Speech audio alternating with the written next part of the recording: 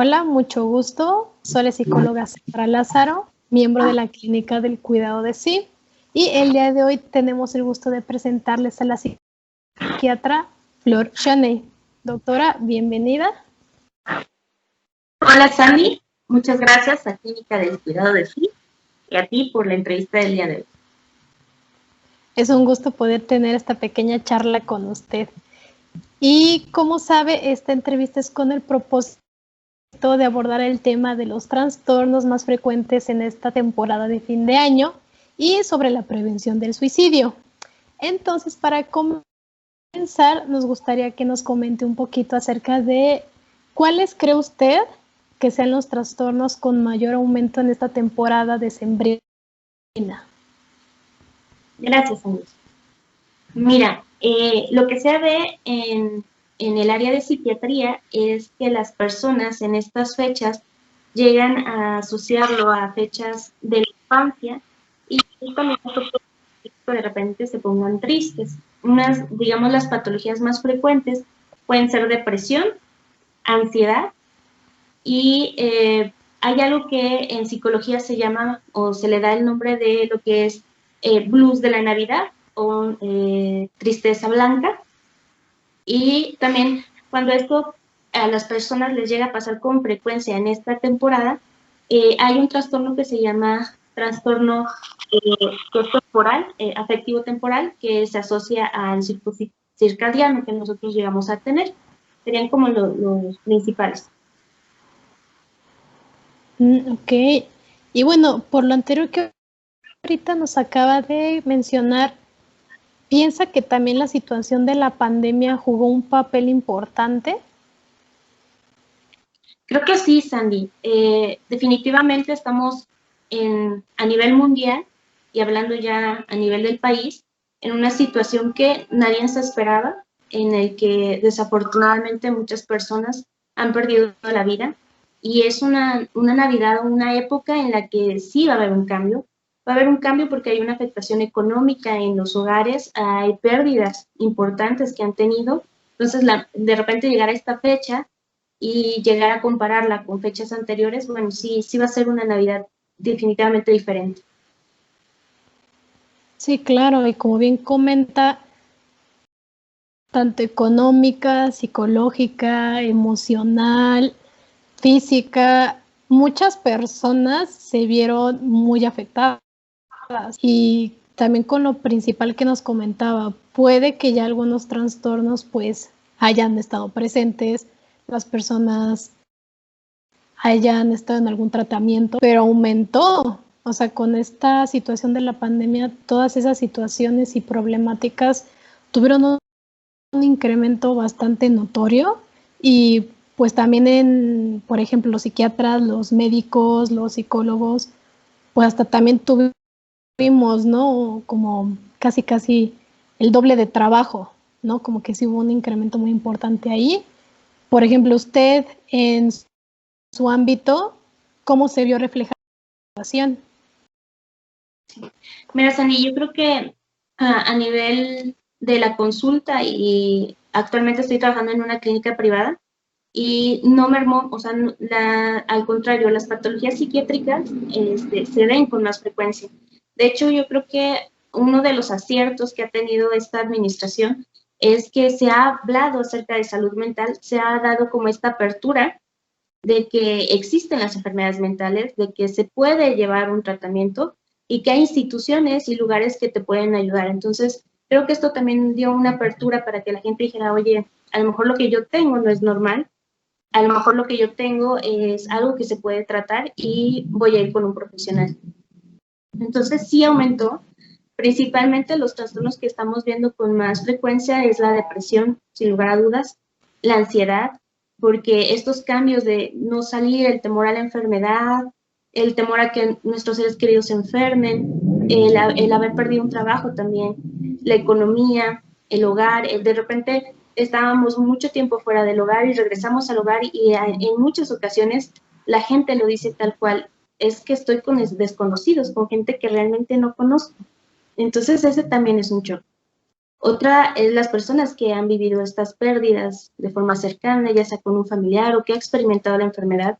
Muchos de los pacientes que están recuperados de COVID-19 han tenido secuelas, y parte de las secuelas que están descritas en los artículos son estas secuelas psiquiátricas. Entonces yo creo que sí ha aumentado. Sí, claro. Y me imagino que también las personas que le llegan a usted o también a cualquier otro profesional en salud, lo que refieren los pacientes es distinto. Me imagino que no es lo mismo a que acudan a sus consultas regulares por alguna otra problemática que tengan o hasta aspectos que ustedes como profesionales ya conocen. Ahorita, ¿no? Que salen aspectos de pandemia o de temor de que uno se puede enfermar, que otro familiar o conocido o amigo puede enfermarse por la situación del coronavirus, que esta pandemia se vaya a extender aún más hasta el año que viene. Me imagino que también como ese discurso de los propios pacientes también ha cambiado. Sí es más frecuente que te hablen acerca de estas preocupaciones de la enfermedad, este temor a enfermar. Es más, lo hablan con más facilidad. De repente, tú lo has de saber, en la práctica lo vemos, hay personas que tienen trastornos que están relacionados al miedo a enfermar, pero digamos que en esta situación es algo que está pasando, es algo real y que definitivamente nadie estaba preparado para esto, cambió radicalmente la vida de las personas. Entonces, estos mecanismos de resiliencia que de repente estamos adquiriendo, no para todos es tan fácil. Entonces, si ya teníamos un trastorno, de repente sí se agudiza, sí se exacerba, sí se nota más, y en gente que nunca había tenido un padecimiento, pues lo llegan a experimentar. Sí, claro. Por ejemplo, ahorita que dijo esto de un padecimiento, usted que lo ha visto en estos tiempos, ¿cómo cuáles podrían ser? Que no tenían alguno y ahorita comienzan con algún padecimiento. ¿Cómo cuáles nos podría decir? Por ejemplo, lo que es como la mayoría de las personas vamos a pasar es por este trastorno de estrés agudo.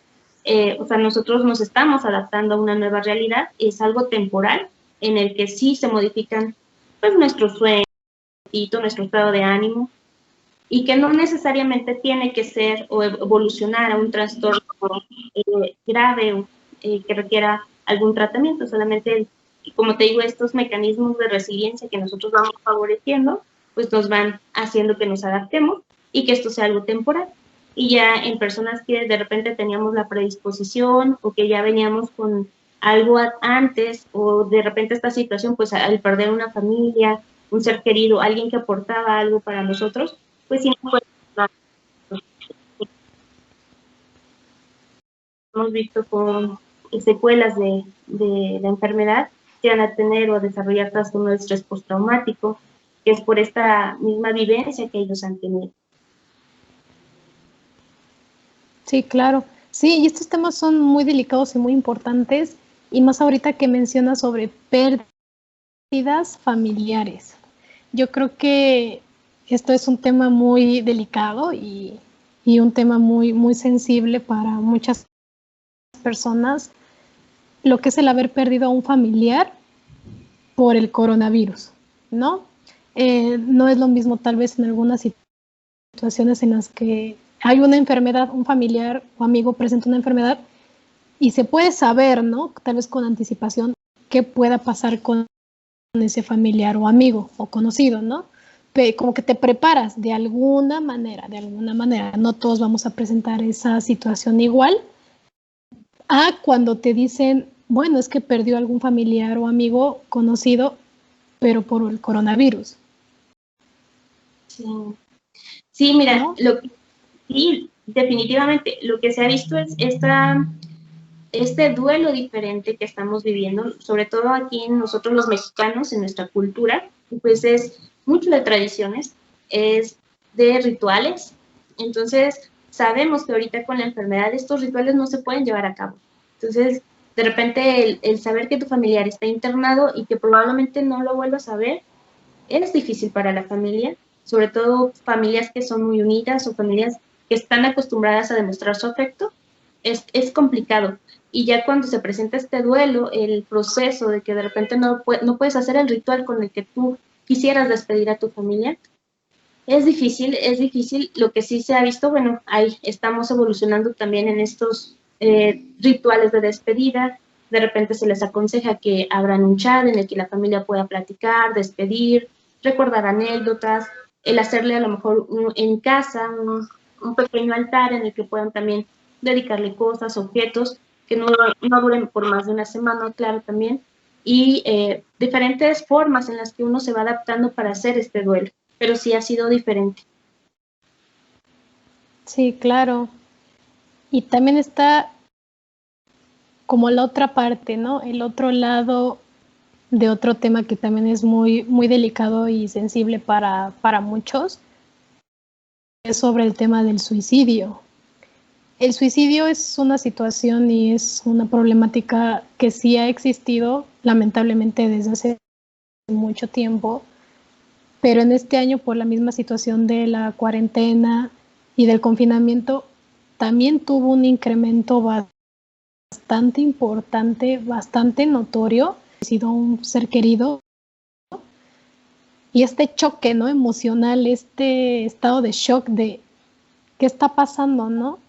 Entonces, ¿cómo cree usted que esta situación del suicidio se relacione con la problemática del confinamiento y con la temporada de fin de año? ¿Cuáles serían como las relaciones con estos dos polos? Sí, Sandy, mira, antes de abordar, yo creo que este tema que, como tú bien lo dices, es importante y es delicado, valdría la pena definir, ¿no?, que la tristeza es un estado de ánimo que todos tenemos y que es algo normal que lleguemos a experimentar, pero que de repente si esta tristeza sobrepasa más tiempo, por ejemplo, nuestra tristeza puede ser horas, días, 2, 3 días, es algo normal. Pasa algo importante y nos sentimos tristes, es normal. Pero de repente si esta tristeza llega a ser más constante, dura más de 2 semanas, entonces ya estamos hablando de que es algo que pudiera ser más grave, como que se está iniciando un cuadro depresivo. Y bueno, también sabemos que estas fechas nos llevan a recordar cuando éramos pequeños y que de repente no todos tuvieron una infancia agradable y que esto les puede mover sentimientos. Habría que también saber que las emociones que experimentamos son normales, hay que vivirlas, no detenerlas o no ocultarlas, porque eso también nos afecta, nos hace sentir mal. Entonces hay que vivirlas, hay que experimentarlas. De repente estas estas fechas se asocian con este aislamiento también. De repente dejamos de trabajar, dejamos de ir a la escuela, tenemos más tiempo solos, o llegamos a casa y de repente hay gente que no le gusta convivir, muchas las reuniones familiares, o de repente sentimos que no estamos avanzando lo suficiente y que de repente en hablar con la familia en qué proyectos tenemos, qué proyectos no tenemos, pues es difícil.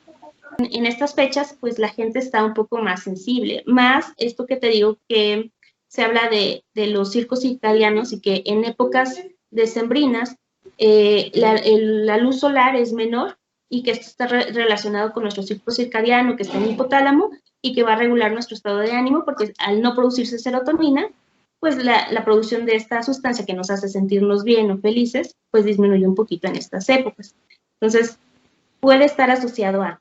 También hablando acerca de lo que es el suicidio, bueno, hay generalmente las personas que tienen pensamientos suicidas, antes de que lleguen a intentarlo, la mayoría de los casos llegan a dar señales de alerta.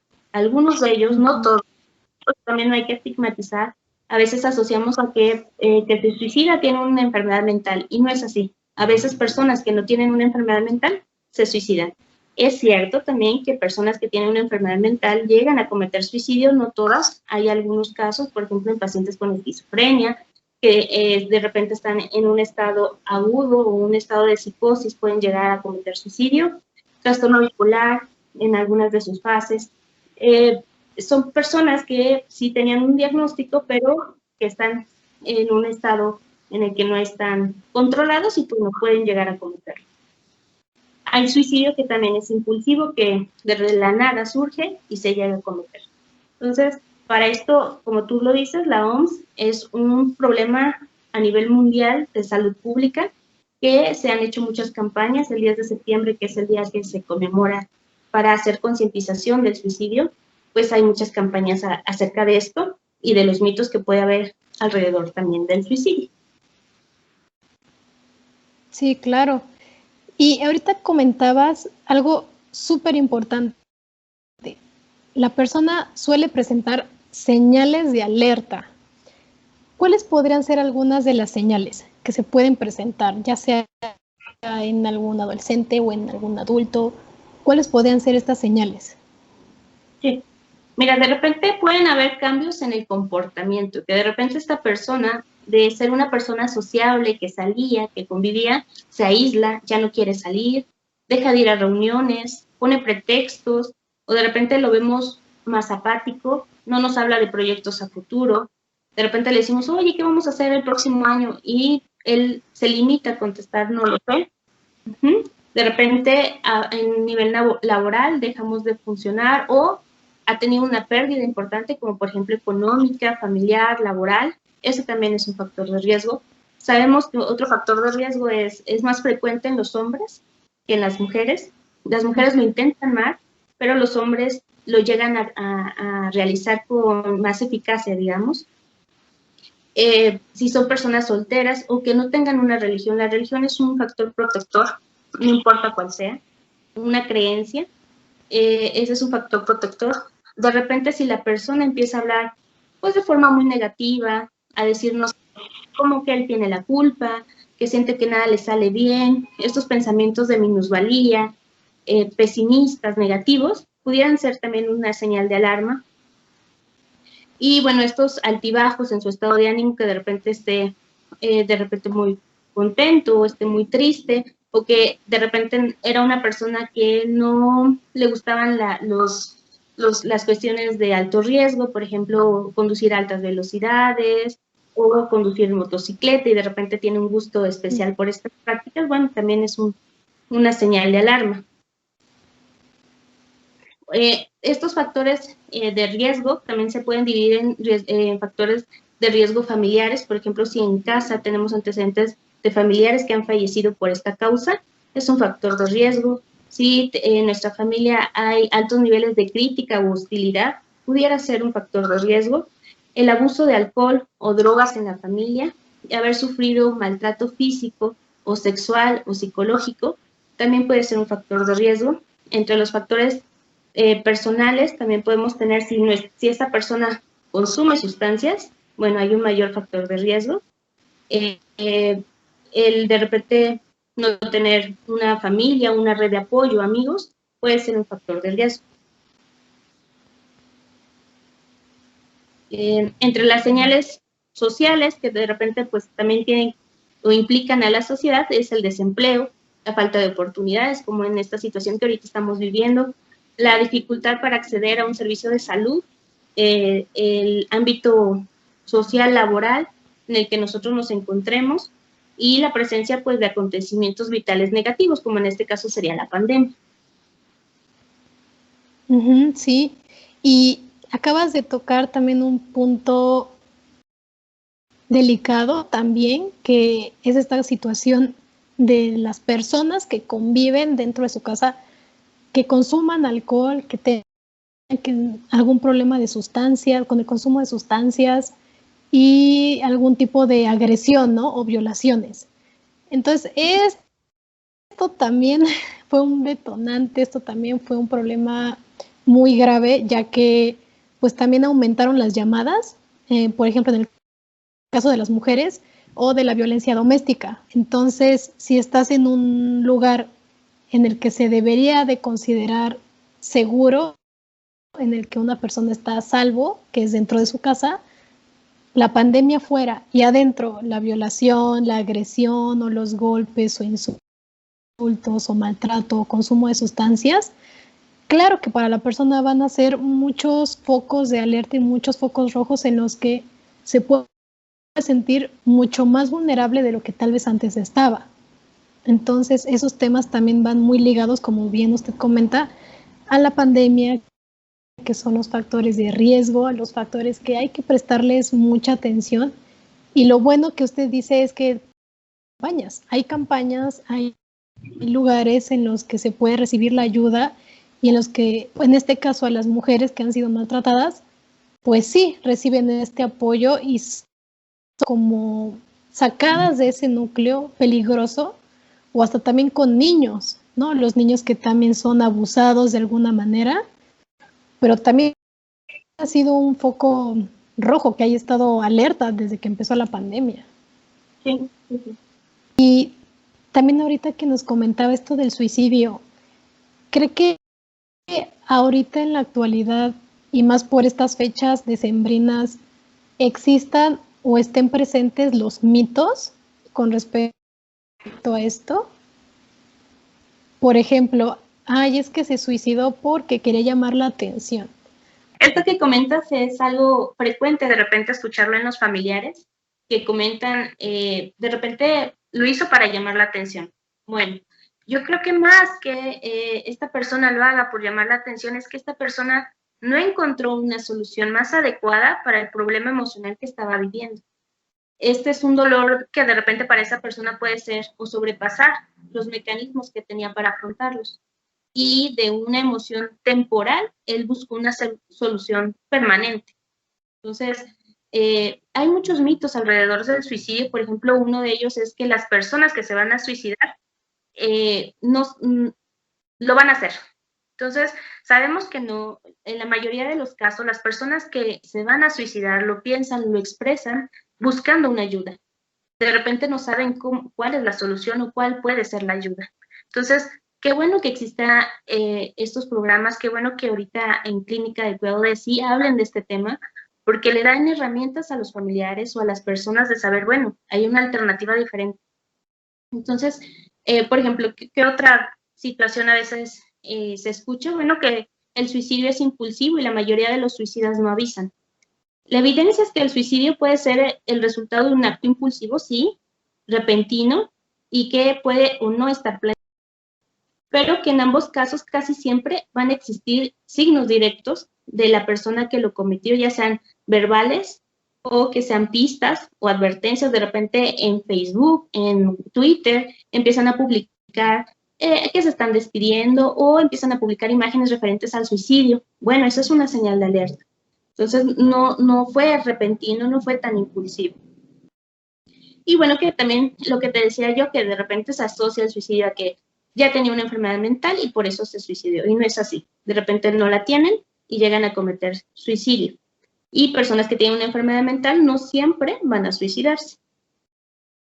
Hay otro punto que de repente también se escucha y que se tiene miedo como familiares, que si uno pregunta directamente acerca de la intención de quererse suicidar, va a abrir esta oportunidad o esta idea se la va a incrementar a esta persona para suicidarse, y lo real es que no.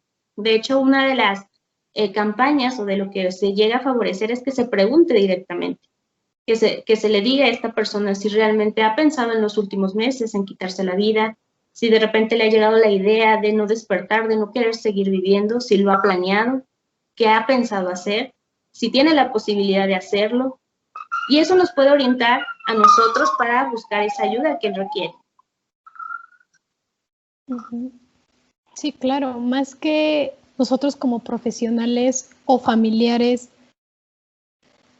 pensar desde antes que el hablar de estos temas puede ser peor o puede orillarlo a, yo creo que la mejor manera y la mejor solución es hablarlo. Como decimos, hablando se entiende la gente, y yo creo que también el hablarlo sirve como una forma de vínculo, ¿no?, con la persona, de pues yo me acerco, tengo interés de saber qué es lo que está pasando, me preocupo por ti, por eso es que abro estos temas, ¿no? Abro este canal para que se comparta, para informar, para prevenir y promocionar, pues esto, ¿no?, que es de la salud mental y cómo poder ayudar para entrar con estas personas que están padeciendo o que están sufriendo o pasando por un momento que es muy complicado o muy difícil. Yo creo que es la mejor manera. Sí. De repente muchas de estas personas buscan, eso es lo que buscan, ¿no? Como que dame la oportunidad de hablar de mis sentimientos para que te diga qué es lo que está pasando. Entonces, de repente darle esa apertura es como decirle, bueno, puedes confiar en mí, es muy importante la red de apoyo con el que se tiene. De repente no puede ser siempre la familia, porque pues la familia puede tener disgustos, formas de pensar diferente, pero los amigos, las personas con las que uno decide formar este vínculo de amistad, pueden ser nuestra red de apoyo. De repente tenemos amigos para todo, amigos para salir de fiesta, amigos para platicar, amigos para ir al cine, al museo. Entonces, saber identificar cuáles son nuestras redes de apoyo y a quiénes pueden estar y en qué momento. Sí, sí, eso es muy, muy importante, buscar ayuda, y que eso nunca va a estar mal, eso nunca está de más. Tanto el preocuparse por uno mismo como ver por los otros es algo muy, muy importante. Y también, doctora, nos gustaría preguntarle, con base a su experiencia profesional, ¿cómo podríamos prevenir tanto a jóvenes y adultos que estén en riesgo? Bueno, alguna de las formas en las que podemos prevenir es precisamente acercándonos a nuestras familias. De repente, la pandemia nos hizo que el contacto físico no fuera tan cercano, pero existen otros medios, como lo estamos haciendo en este momento, la videollamada. No importa en dónde estés, estamos cerca. Decirle, cuentas conmigo, estoy aquí para apoyarte, ¿qué necesitas? De repente, si sabemos que nuestro familiar o un cercano perdió el trabajo y nosotros tenemos la posibilidad de apoyarlo económicamente con algo, bueno, esa sería una opción también. Si podemos a lo mejor apoyarlo con despensa o con algo que no sea económico, sino material, eso también es ayuda. El llamarle para preguntarle cómo está. No se necesita a veces ese contacto físico, pero sí el saber que hay alguien ahí que se preocupa por nosotros. De repente el decirle, si tú me faltas, eso me dolería, eso sería algo que a mí me costaría trabajo pues sobrellevar, porque de repente las personas sienten que no le importan a nadie, que si ellos faltan no pasa nada. Entonces a veces recordarle que si es importante en nuestra vida, pudiera ser un factor que le puede apoyar a esta persona. Otra forma, pues, es los medios de comunicación. De repente, si sabemos que él ya lo intentó o tiene antecedentes de intentos, bueno, buscar que él lleve un tratamiento, porque probablemente a lo mejor tenga una depresión, una ansiedad, algo que lo llevó a estar triste, ver, identificar estos factores y llevarlo con un profesional de la salud mental para que lo pueda apoyar, ya sea con psicoterapia o con tratamiento. Y existe esa alternativa y que puede ser favorable para su vida. Sí, claro, porque también está un poquito de este estigma o mito de que solamente los que están locos son los que o van a terapia o van al psiquiatra o acuden con un profesional, y por completo ya se rompe esa idea de, pues si pensaba ir a cuidarme y acudir con un profesional, pues ahora ya no. Sí, Sandy, has tocado un punto importante, que es este estigma que hay, este rechazo a lo que es la enfermedad mental. El aceptar tener un diagnóstico o tener un problema o que requiera una atención por parte de psiquiatría, y otro, el aceptar de algún familiar o ser querido. Lo real es que no. De hecho, por ejemplo, nosotros no tenemos esa cultura, pero en Europa se va al psiquiatra o al psicólogo de forma preventiva, no porque tengas una enfermedad o una patología, sino para prevenir que estas enfermedades aparezcan. Y bueno, aquí en México es un poquito más difícil, pero existen los hospitales psiquiátricos, están los psicólogos, y existe también estos programas que son gubernamentales, que están al alcance de todos. Ahorita con la pandemia, que se han abierto muchas páginas en internet, y los hospitales están dando este servicio gratuito. Entonces hay como un poquito más de apertura, que era lo que te decía, pero siempre es difícil a veces aceptarlo. No todas las personas que van con el psiquiatra son locos. De hecho, no es un término que nosotros ocupemos, pero sí son personas que de repente las herramientas que tenían pues no eran las adecuadas, o no les facilitaban el poder resolver los problemas que se estaban enfrentando.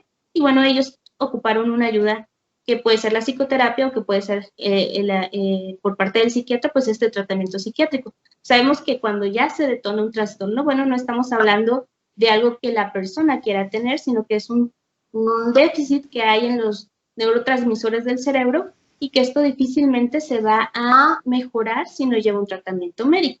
Así como nosotros nos enfermamos del estómago, nos duele la cabeza, nos tomamos un paracetamol, bueno, también la mente se enferma. Entonces, es importante saber que hay un médico que atiende esto. Claro, o la cuestión de somatizar, ¿no? De que el cuerpo esté expresando lo que las palabras no pueden o lo que la mente le cuesta todavía, ¿no? Y también se tiene que acudir con algún profesional. Por ejemplo, doctor, en estos casos o en estas fechas, ¿a usted le ha tocado que llegue algún familiar o algún paciente que le haya referido, ay, es que yo no pensé que en estos tiempos le fuera a dar depresión o ansiedad? Es que, ¿por qué? Si él estaba bien. Es frecuente que los familiares lleguen a tener esta negación al diagnóstico o al tener un familiar enfermo y que de repente llegan a normalizar la conducta, llegan a racionalizar lo que él hace, a justificar por qué lo hace. Entonces es importante a veces también hablar con la familia y a veces, muchas de las veces, la familia también necesita un apoyo terapéutico, un acompañamiento en la enfermedad. Sí, claro. Bueno, doctora, con respecto a lo que hemos comentado el día de hoy, ¿qué mensaje le podría mandar a nuestro público en general para poder cuidar de su salud mental en estas fechas que se consideran difíciles, tanto emocional como económicamente hablando? Bueno, una de las cosas que les podemos recomendar es que estas épocas van a pasar, son temporales, que de repente si no tenemos algún recuerdo positivo de estas fechas, podemos crear un recuerdo positivo.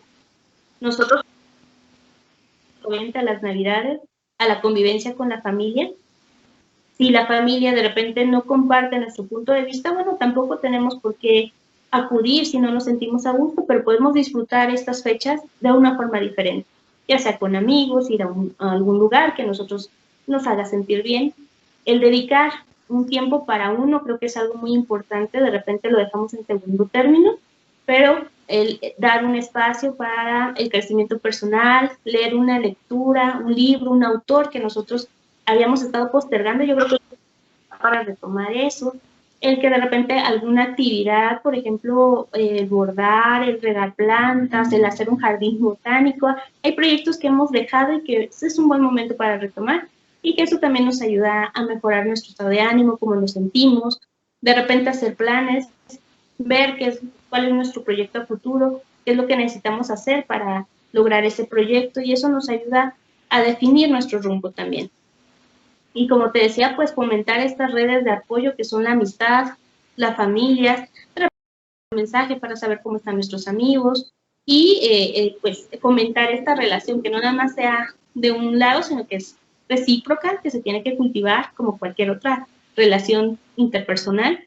También pues saber que esta situación de la pandemia pues es una situación difícil, que no porque no queramos que exista va a dejar de serlo, sino que tenemos que aprender a vivir con ello, que es algo que se está resolviendo, que lleva su tiempo, cuidarnos, llevar las medidas que indican nuestras autoridades y bueno, también con esas precauciones ir retomando nuestras actividades, ya sea en trabajo en oficina o de repente el hacer un nuevo negocio, puede ser también una opción. El dedicar tiempo para sí, meditar, hacer ejercicio, el alimentarse sanamente, esos también son factores que ayudan. Doctora, muy buenas recomendaciones y pues esperemos que nuestro público también pueda llevarlas a cabo. ¿Y le gustaría agregar algo más? Sí, qué bueno, que si tú te sientes que de repente en este momento te sobrepasa esta situación, que no dudes en pedir ayuda, que existen profesionales que te vamos a acompañar y que te vamos a ayudar en este proceso, que no estás solo, que tiene una solución tu problema y que te podemos ir acompañando en la búsqueda de esta solución.